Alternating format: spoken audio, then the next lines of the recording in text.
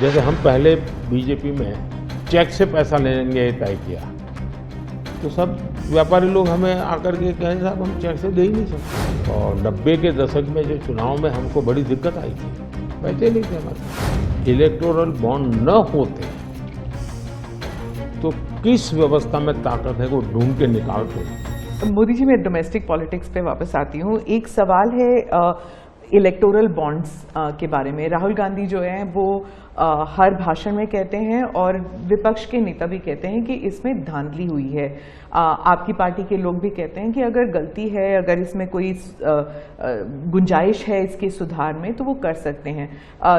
क्या ये गलत फैसला था इलेक्टोरल बॉन्ड्स का? पहली बात है कि हमारे देश में लंबे अरसे से चर्चा चली है कि चुनावों में काला धन एक बहुत बड़ा खतरनाक खेल हो रहा है। देश के चुनावों को काले धन से मुक्ति मिले, इसके लिए कुछ करना चाहिए। चर्चा लंबे समय से चल रही है। चुनाव में खर्च तो होता ही होता है, कोई इनकार नहीं कर सकता है। मेरी पार्टी भी करती है, सब पार्टियां करती है, कैंडिडेट भी करते हैं। और पैसे लोगों से लेने पड़ते हैं, सब पार्टियां लेती हैं। मैं चाहता था कि हम कुछ कोशिश करें कि इस काले धन से हमारे चुनाव को कैसे मुक्ति मिले, ट्रांसपेरेंसी कैसे आए। एक प्रामाणिक पवित्र विचार मेरे मन में था। रास्ते खोज रहे थे, एक छोटा सा रास्ता मिला, वही पूर्ण है। वैसे हमने उस समय भी क्लेम नहीं किया था, पार्लियामेंट में डिबेट में सबने उसको सराहा भी था। आज जो लोग उलट पुलट बोल रहे हैं उन्होंने सराहा था, पार्लियामेंट डिबेट देख लीजिए। हमने कैसे कैसे काम किया, जैसे 1000 और 2000 के नोट खत्म कर दी। चुनाव में वही बड़े बड़ी मात्रा में ट्रैवलिंग करते हैं, क्यों कि ये काला धन खत्म हो।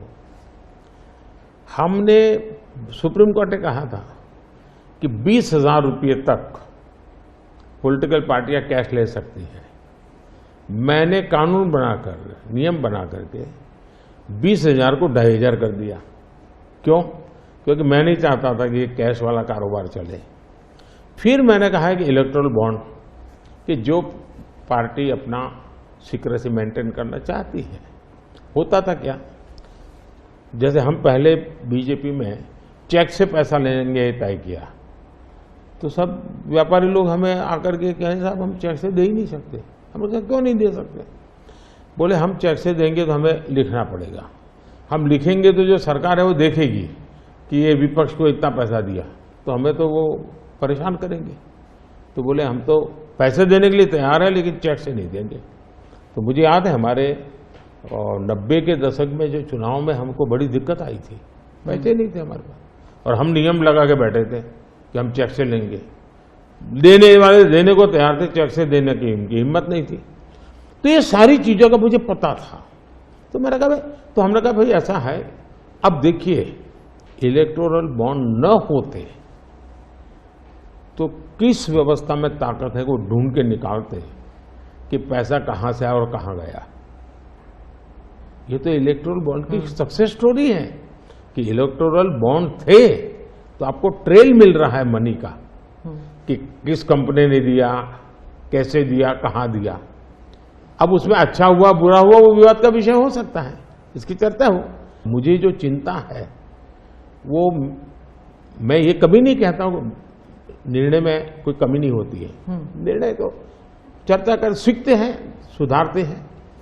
इसमें भी सुधार के लिए बहुत संभावना है, लेकिन आज हम पूरी तरह काले धन की तरफ देश को धकेल दिया है। और इसलिए मैं कहता हूं सब लोग पछताएंगे, जब बाद में ईमानदारी से सोचेंगे सब लोग पछताएंगे। अब देखिए इलेक्टोरल बॉन्ड का भी विशेषता देखिए कैसा झूठ चल रहा है। कुल देश में 3,000 कंपनियों ने इलेक्टोरल बॉन्ड दिए हैं। उसमें 3,000 में 26 कंपनियां ऐसी हैं जिन पर कार्रवाई हुई है।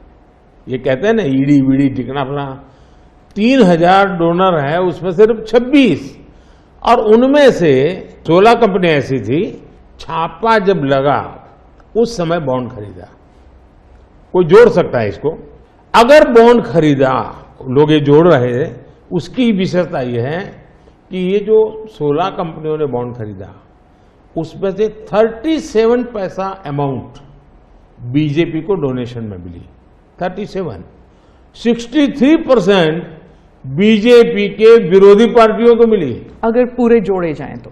हाँ, मैं ये 16 कंपनी जिसका ईडी, सीबीआई कोई न कोई उस समय एक्शन भी हुआ और बॉन्ड भी निकला, 37% अमाउंट बीजेपी ने, 63 ऑपोजिशन को। क्या ईडी रेड करे और ऑपोजिशन को डोनेशन देने का कार्यक्रम वर्क करे? क्या बीजेपी ऐसा करेगी? इसका मतलब कि 63% पैसा विपक्ष के पास जाए और आप आरोप हम पर लगाए, लेकिन उनको गोलमोल बोलना है और भाग जाना है।